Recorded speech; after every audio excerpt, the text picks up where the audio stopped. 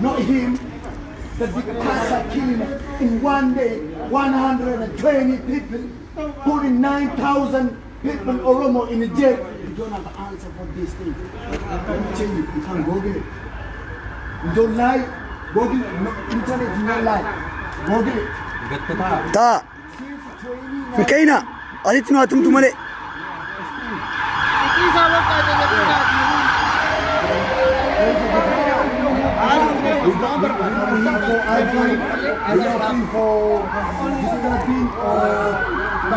Kero ni basi Ethiopia kuno marsi chira ala kanan.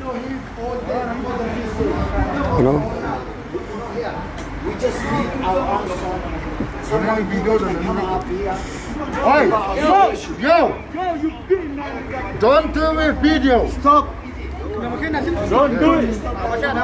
One sanitay. Last ki sanitay karna idhar Kos nanto ko wanam. Our Buddhist, a barber. Ahora. What our Buddhi? No, Jonathan. Ahora. Our Buddhist. Hey! Hey. Our Buddhist. Anna, I don't know what he Police photo. Kodu.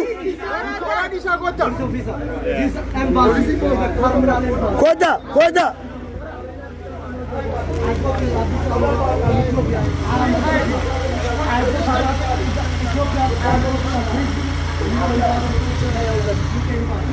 Dema is asukana target gona aninit koti ke yentu rakega.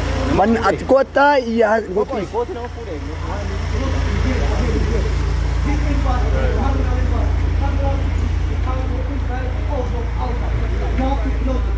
How many people died? Because don't defend only embassy. This is the embassy, is the most real embassy. This is all is killer people inside. I go to isinka dari UK embassy, Hanoi. inka dari What happened? What happened in UK embassy, Hanoi? He took my passport in Ethiopia. Yeah. You guys, how did you Don't come cover you it guys only. here? Who brought you here? This is what we do, innit? That's your office there. We here Office before. there. And definitely, was there in India? We'll check us on the parade.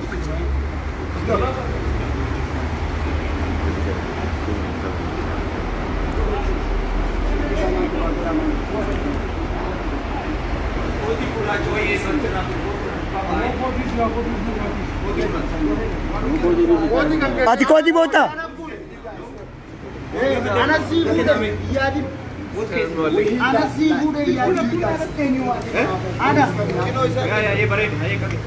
We're here before that, like 2-3 hours here. And we saw July turn up. embassy Ethiopia kuno balbala ka himbanin nam ibachatu nurala jira timutin It's because it's an embassy. It's not, but it's not in fact, isn't it? It's just like someone called them because the lights turn up and there's like, we're inside. Can I just explain? There is the embassy next door. We protect. Okay. Yeah, no, I'm not talking Gaza. It's not my job. But on that night, still remember, I asked him, I said, on that 2 lights, ganjini kasi sanin kasi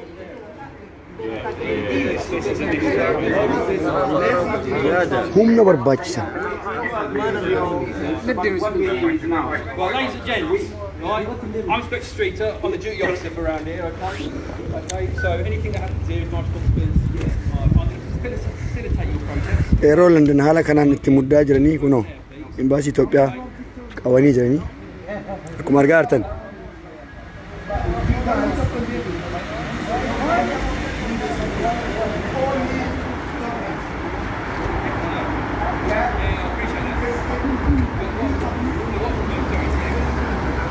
embassy kun ima hindalaguju haga hogantoni kene mahidati banit hindalagu if anyone not coming out and the top class, which is not why it's top class, embassy, you're not going to anyone, unless anyone go like to make it work, to make it bandit, to make it yeah. I appreciate this is running high. I I'd like you to go and protest over there because we've got people that live and work around here, okay? Who We're gonna move, but next time we're not gonna move. You know what? If anyone come out, or anyone come in, we're gonna back us if you want it. Do what you need to do. But we're not gonna move this from here. I promise you. We're gonna check him out. We're gonna check him out. We'll let you protest over there. Asuman kanu, inkanu, Hafiz, highly developed. Asinkanu. You have made your point. Asinkanu. Let's make sure our officers help us. Amona Promises are going to Nugale. Hinkana. Market. Promises are going to Nugale. Hinkana. Let's make sure our police do. I'm here.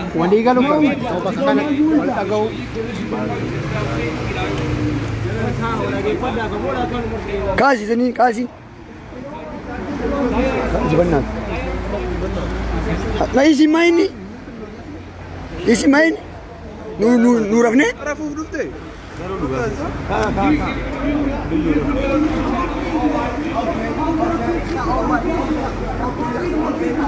Ka.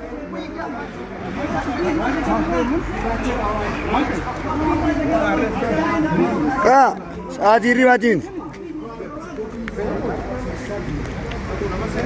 Imagine all these Ethiopians, they go with ID, they go inside right to ask the question.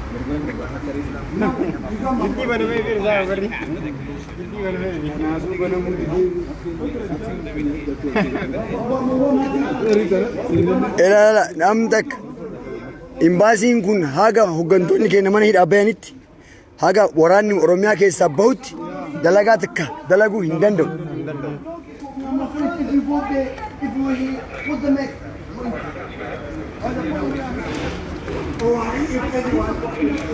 Kun akkuma argaa jirtan imbaasii Itoophiyaa cufnee jirra dalagaa dhorginee jirra. Imbaasii Itoophiyaa kunooti dalagsiisuu hin dandeenyu wanti kuni bakka biraatti illee itti fufuu qaba please. Bakka biraatti addunyaa imbaasii addunyaarra jiru kan Itoophiyaa guutuun cufamuu qaba dalagaa dhorguu qabna. Dalagaa dhorguu qabna. Sheer godhaa olii sheer godhaa.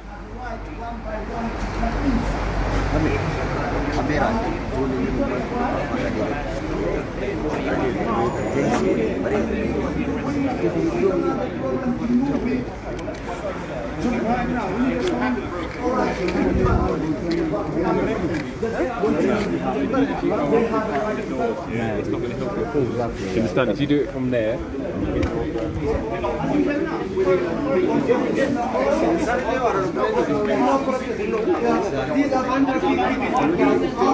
Maji baati tokko hin taane asiin deemnu hin dalagu imbaasiin kun. Hin dalagu. Yaa. Laal. Qeerroo nama kumaa fi taa.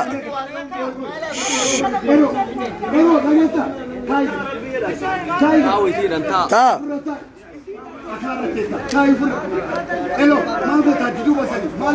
Isi ataani bakka taa. One by one.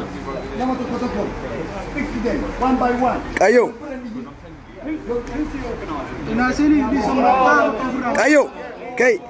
Qayyoo Hafiz isa jeeyin wayis itti basoo is kana qayyoo namni hooggan. I'm organized myself.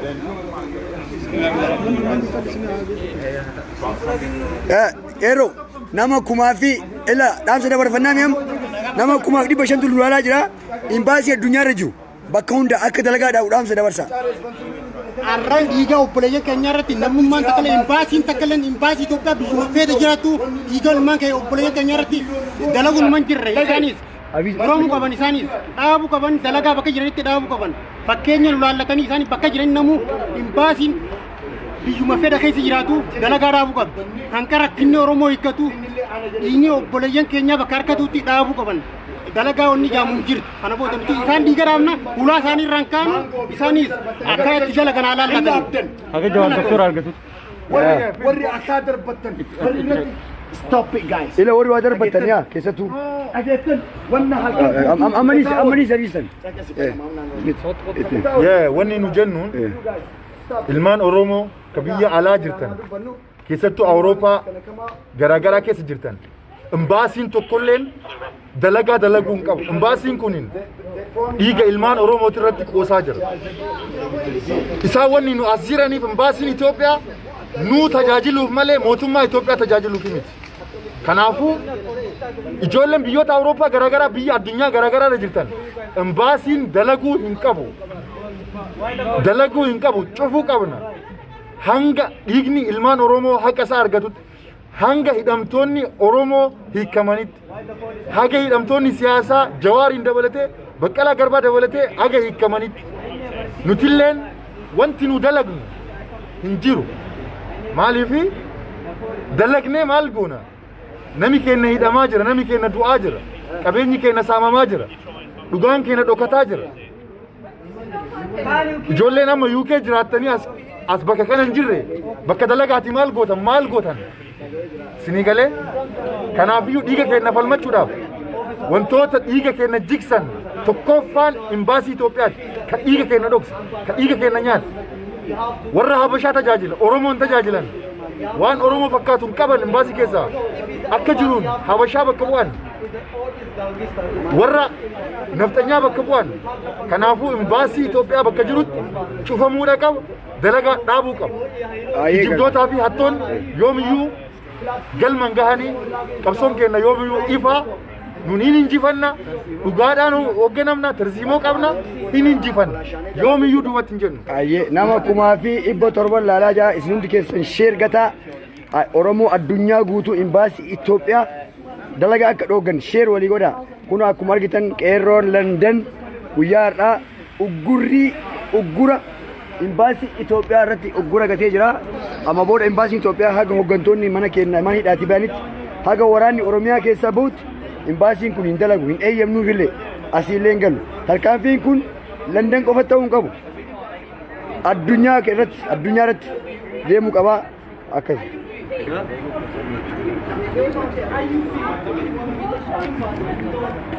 2000K.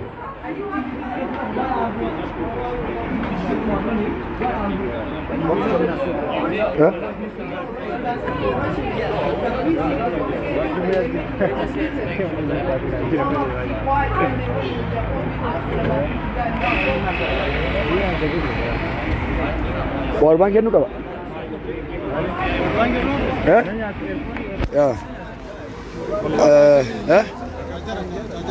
Hin qaban. Meetu mucaasu. Arjan keessa bira jira. Ana. No, dheeraa mucaa dheeraa. Kiyuma fudhatu bakka qabu. No? Samsung? Maal gootanii bakka? Ishi. Thank you. Inni kunooti yaa. Fuulduratti qeensee inni iyyuu. Nama barreessi yaa namni kan.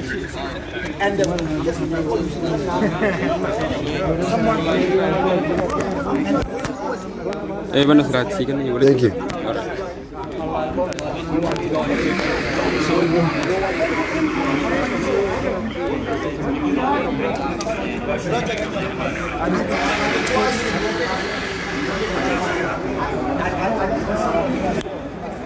Akkuma argaa jirtan guyyaa irraa imbaasii Itoophiyaa irraa haga waraanni Oromiyaa keessaa bahutti haga ajjechaan uummata keenya irraa dhaabbatutti haga hooggantoonni keenya mana hidhaatii bayanitti imbaasii Itoophiyaa London jiru akka hin dalagne qeerroo murteessee cufee jira. Kana ammoo isinis warri addunyaarra jirtan imbaasii Itoophiyaa guutuu isaa akka hin dalagne ooguu cufuu qabaaddan dhaamsa kana olii dabarsa. Imbaasii Itoophiyaa eessa iyyuu jiru haga waraanni Oromiyaa keessaa bahuu fi duuti ilmaan keenya irraa hafutti bakka jirutti cufamuu qaba. Qeerroon biyya alaa jirtan, qarreen biyya alaa jirtan, hawaasni Oromoo biyya alaa jirtan imbaasii Oromiyaa sochii dhoggaa amma booda sochii tokko kamiyyuu jechuudha. Jabaadhaa. At the beginning, these guys don't have anything to know about us, to do nothing about us. It's not going to run inside, or you guys is not going to be here. All what I want is, if you protest neatly, and obviously you've said you're not here to damage anybody, you're not going to hurt anybody. What do I do? Isinasta alti garan debi alti. Jara damon walina soine akajar isinin haso tugona. No hajar mo kana kajidan taati. Nu nama tokkolu isini kadin isu. Jada am inni jechu. Gale. Kana fiyu Even not me. This Akam goneda. Yo jari nu dubisani ju nu dubisi jalan barban. Ibu yo dubisa wanje nu jalan maji tin bedna. Dubisi jalan barban. Ummani rumara gaddara jirra. Imbasi cufa. no one is going to come out unless anyone from inside Yo nu dubisi debi. Mal faidan. no wati sanga amma wati sambe ta yo jari gabate dubate.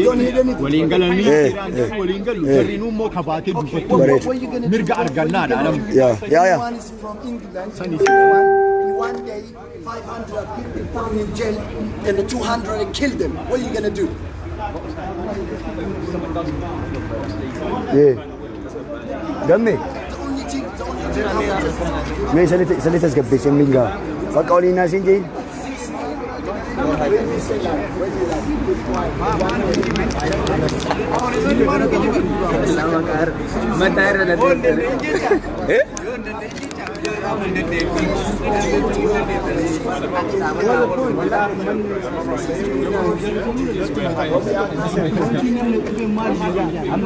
Kamba, sab biya, sab. Oi.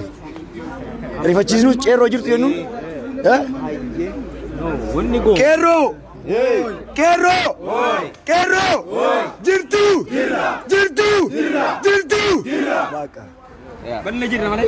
Injenne ni bar. Kota edin ka gaman. Ya. Jarri fas. Atanis. Isat. Atanach.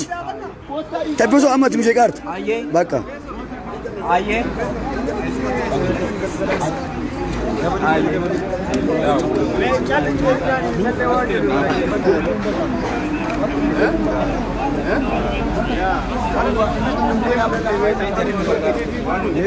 Chome me Burhan kasime.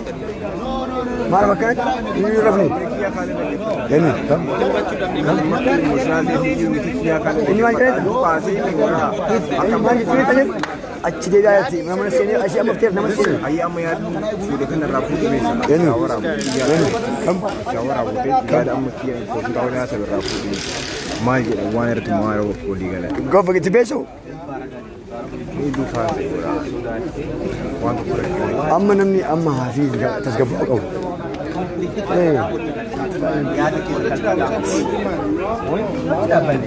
وني بلي سيناجر ايه ها سيناجر نسينو ثاني اوكي مكينا ام بس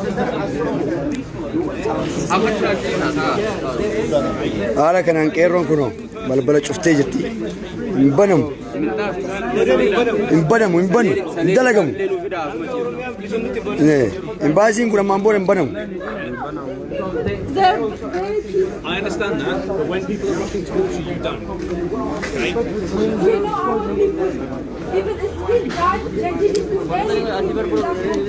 Okay, I understand that, but if you're going to approach something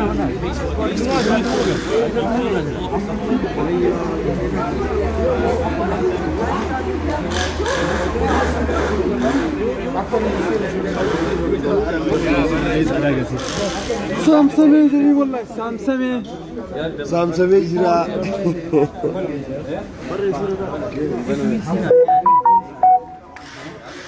Nama je cem. Aku kuma foi dala jira. No service. Ya.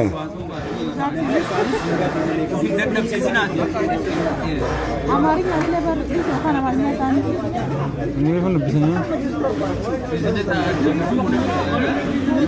है स्पोक तो नहीं वो जरूर अमल को हम सने जो सर्विस या या अमर खबर Eh, tashwal je. Tashukwa Badniko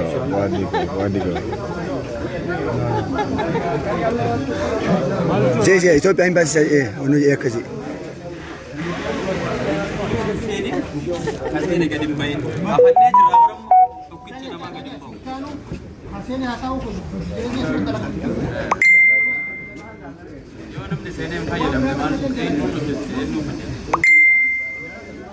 Yeah, whatever. ሳምሰሜራ ኦሪፍ ኃይሌ ኦኖራል ታሽጓል ኢትዮጵያ ኤምባሲ ያ ኦ ቀቢ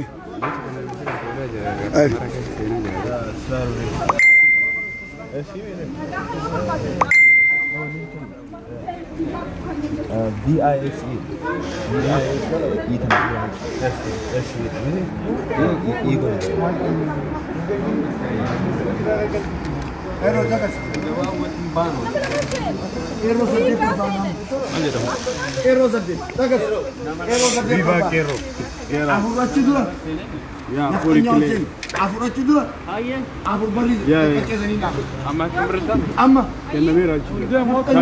Samsamera cinatti barreessisa akkanatti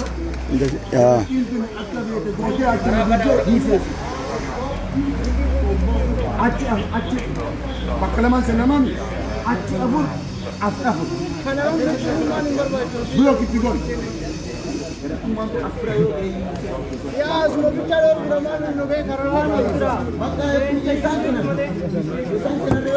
አራት ነጥብ ያ አወድ አወድ ሳምሰሜራ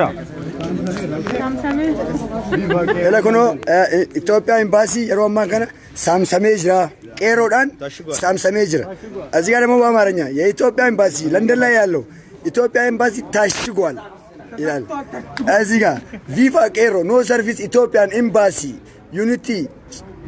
ዩኒቲ ስፖክ ቱ ዩኤስ አስ ሳቢ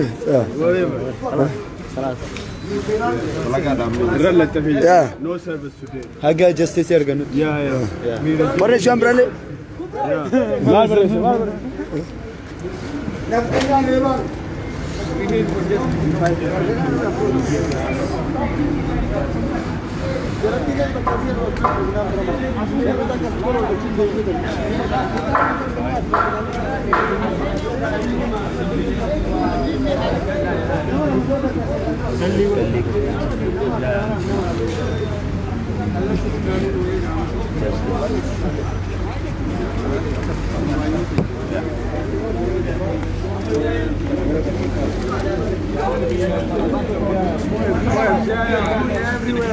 okay yeah we fight until we get aram barresin Eliatin Antilia we fight until we get justice we fight until we get justice Samsamera jedha taashigwal Ethiopia embassy jedha qeeroon itti muddaa jirrechu akkasuma አንስ ለበርፈት ወር አዱኛ ኤምባሲ አዱኛ አክጭፉ ኢትዮጵያ qeerroon fi qarreen jiruu baqattummaa keessa biyya ambaa keessa facaanee argamu morni no bakkee jiru irratti fincila kana mootummaan gabroonfata mootummaan Itoophiyaa haalli inni uummata keenya irratti taasisu jiru argu jira nu biyyaa baanee bakka sanii argamu baanus haala amma jiru kana keessatti imbaasiitti Itoophiyaa dalagaa dhawuudha jechuudha imbaasiin amma biyya kana biyya England magaalaa London keessa argamu mootummaa England kana wajjin waliigaltee waan walitti dhufeenya gaarii waan qabuuf walitti dhufeenya jaraa kana addaan kutuu fi dalagaa jara dhawuudha jechuudha waan amma asitti argamnuuf jara dalagaa dhawuudha. Okay. Oromoo addunyaa irra jirtu jechuun dalagaa qeerroo London jalqabde kan akka imbaasii Itoophiyaa akka addunyaa irra jiru ugguramuuf dhaamsa dabarsiif. Hayya qeerroon addunyaa irra jirtan hundinuu bakka jirtanitti imbaasii Itoophiyaa laytaniitiin akka fakkeenya qeerroo London irraa fudhatanii bakka jirtan hundatti itti mudditan kabajaan isin gaafanna. Dhaamsa qabduuta.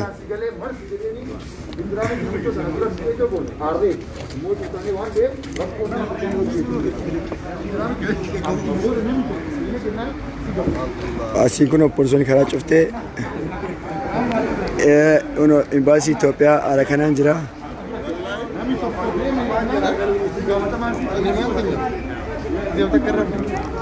Oh, kuna kai dhaamsa dabarsaa. Laala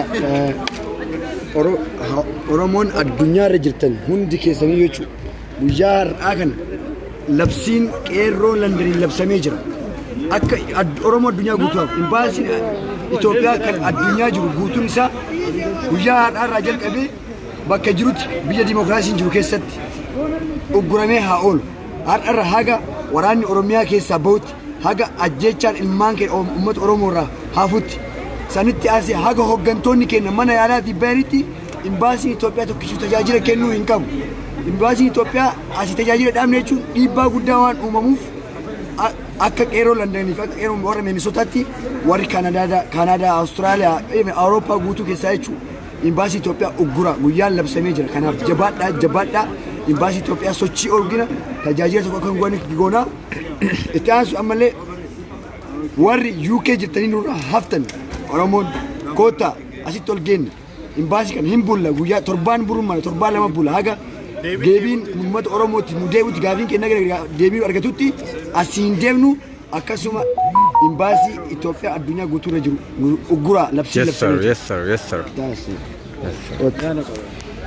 What is? Ma creetare? What?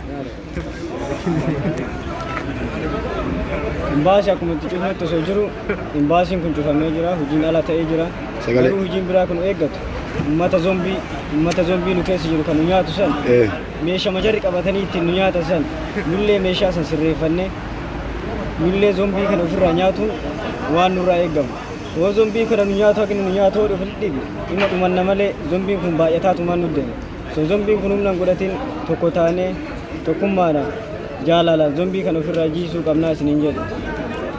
Ay jawaadu. Booda walitti deebinaa hundi keessanuu kunoo haala kanaanii waan haaraa argine kunoo stop killing benegantuu itti kun wal argitanii akkasii qeerroon akkasii jira taa'ee jira afatee jira qeerroon as kaa'uun hin jiru. Samsameera Itoophiyaan imbaasii samsamee jira. Itoophiyaa imbaasii taashii galchaa kuno nama kumaa fi bashantu silaalaa jira hunda keessaniyyuu dhaamsi kenna martu dubbisi. Viva Quero no service Ethiopian embassy until spoke to us. Stop killing pregnant women. Tashugal Ethiopian embassy land. Free to my dad and my mom. Samsameera Afanki Nanafrati. We fight until we get justice. Viva Quero from London. Justice for all Oromo political prisoners. Thank you. Jabaadhaa dhaamsa kana dabarsaa poolisiin illee dhufteerti haa dhuftu imbaasiin Itoophiyaa addunyaarra jiru dalagaa tokkollee dalaguun qabu amma booda kanaaf walitti deebinaa nagaan nu ta'a.